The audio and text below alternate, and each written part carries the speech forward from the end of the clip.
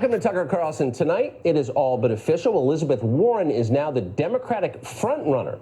In a survey released today by Quinnipiac University in Connecticut, Warren maintains a 7-point lead over Joe Biden. That's the candidate all the people on television assure us will be the Democratic nominee. Warren is a full 13 points ahead of Bernie Sanders. Now, keep in mind that both Warren and Sanders are Northeastern socialists. They're pulling from essentially the same strain of Democratic primary voters. Splitting that vote should dramatically weaken Warren's position in the field. But she's leading anyway. That's how dominant she is. So unless something unforeseen and dramatic happens between now and next spring, and it could, but if it doesn't, Elizabeth Warren will be the Democratic nominee. And that, as they say, has implications for all of us. There are her many terrible policy ideas, obviously, and we'll get to those in just a minute. But more immediately, there is Warren herself. You're going to be seeing a lot of Elizabeth Warren over the next year. She'll be on your television screen nonstop. You will hear her voice rising from your car radio at red lights. If you live in Iowa, New Hampshire, or South Carolina, you may find her in the flesh, loitering outside your Starbucks or waiting on your doorstep. Prepare yourself, because wherever there is Elizabeth Warren, there is falseness. Fake is who Warren is. She is authentically ersatz. It turns out that pretending to be an Indian is not the least real thing Warren has ever done. She is always that synthetic, even when she's sitting in her own kitchen. Hold on a sec. I'm going to get me a beer. Hey, Robert, my husband Bruce is now in here. You want a beer? No, I'll pass on the beer for now. I'm going to pull a stool and sit down.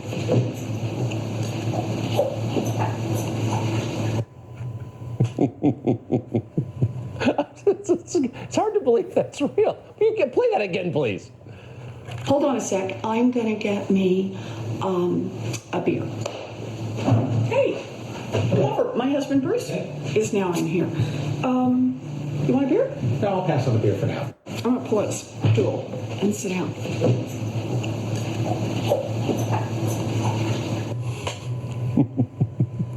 I'll pass on the beer for now, says the off-camera figure, who she says is her husband. It had to be an actor, right? No actual married couple could have an exchange that stilted. They'd have to be reading off cue cards, complete with intentionally bad grammar for that patina of middle-class authenticity. I'm gonna get me a beer, says the Harvard professor. Fetch me my Winstons, I'm hankering for a smoke. You have got to be kidding. Except Elizabeth Warren isn't kidding. She expects you to believe every word of what she says, which means you're watching someone who will say literally anything, whatever it takes. In the primaries, on the Democratic side, what it takes is maximum leftward pander. So that's what Warren has delivered this season. There's no issue on which she doesn't have the most radical possible position. And for now, it's working. Quinnipiac confirms that. But how will Warren's positions on the issues play with the rest of the country in next fall's general election? Well, let's see. On immigration, Warren wants to decriminalize all border crossings into this country. If that sounds crazy to you, you are hardly alone. 2/3 of the country opposes that idea, too. Warren also says she wants to abolish ICE. That's our federal immigration enforcement agency. How many Americans agree with her on that? Fewer than 25% agree with Elizabeth Warren on that. Under her plan, we'd likely see a huge increase in illegal immigration, of course, and she has told us that every one of those foreign nationals is entitled to completely free health care courtesy of you. How many Americans approve of that idea? Well, not that many, not surprisingly, though more than say they favor, say, race-based reparations. And that's something else that Warren has called for. Sending people tax dollars based on their skin color is a genuinely unpopular idea in this country. But Warren doesn't seem to care. As she's pointed out before, America is so racist, we deserve it. We live in a country now where the president is advancing environmental racism, economic racism, criminal justice racism, healthcare racism. Healthcare racism. You've got to wonder which bored teaching assistant in what mediocre state university thought up that phrase, healthcare racism, and what it might mean. Warren didn't bother to define it, of course. In her world, it's self-explanatory. You just add the word racism after any category of public policy, and all the woke kids nod in unison. Oh, healthcare racism. Yeah, man, it's systemic. This country was built on healthcare racism. Of course it was. And that, ladies and gentlemen, is why we need Medicare for all. It's a costly plan, to be sure, But it's a plan that Elizabeth Warren, because she is magic, being infused with the power of her ancestral Cherokee spirit animals, can pay for without raising taxes on you, or anyone you know, or anyone you will ever meet. She can do that. She swears she can. Will you raise taxes on the middle class to pay for it, yes or no? Costs will go up for the wealthy and for big corporations, and for hardworking middle-class families, costs will go down. Hard-working middle-class families are going to see their costs go down.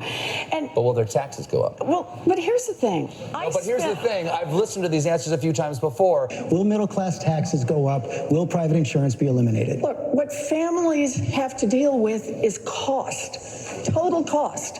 That's what they have to deal with. How much are your costs going to go down? No, different question. How much will your taxes go up? No, it's how much are your costs? I have a Because different it's how much families end up I spending. know that argument, but will you pay more in taxes? Look, Why don't you want to answer that question? Because Because as it's- Jake said tonight, because it's that's a a Republican question- talking point. It's not a Republican talking Because point. this It's a is question. it's a question about where people are going to come out economically. Look, No, that's not my question. That's not my question. Ouch. When you're slinging BS in such copious volume that even soulless hacks like Chris Matthews and Stephen Colbert wince a little bit when you deliver it, it's a sign. It's not a good sign. Can someone like that really get elected president? Maybe it's not accidental that at the very moment that Joe Biden's numbers collapsed and Elizabeth Warren's numbers rose, Democrats in Washington started talking about Ukraine. Turns out impeachment is their reserve chute. It's the only one they've got.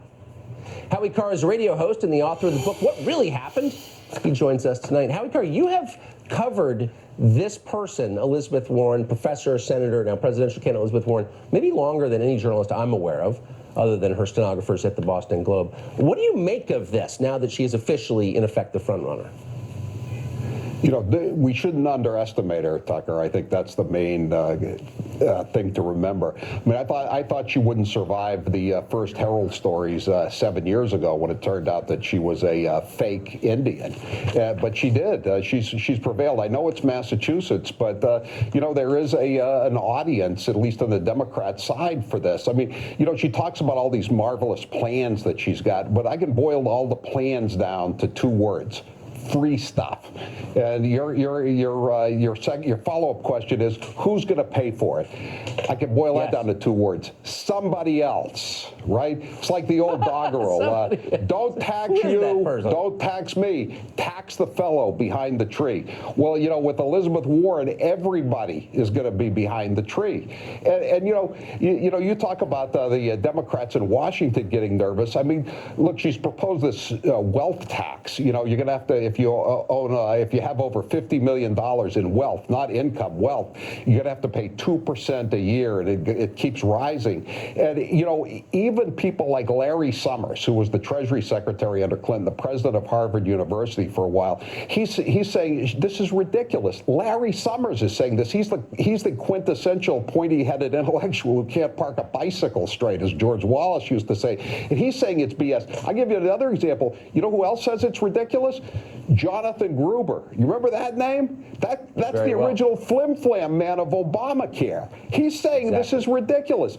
And she, you know, she's running around in these debates, Tucker, and she's saying, well, you know, I know how to do this. I set up the Consumer Financial Protection Bureau. Has she seen the docket for the Supreme Court? They're going to decide whether that's unconstitutional, you know? And it probably is, just like this wealth tax is unconstitutional. And she wants everybody to pay higher taxes. We have something in Massachusetts, Tucker. You have an option to pay at the old Dukakis-era tax rate, 5.85% as opposed to 5%. Guess what?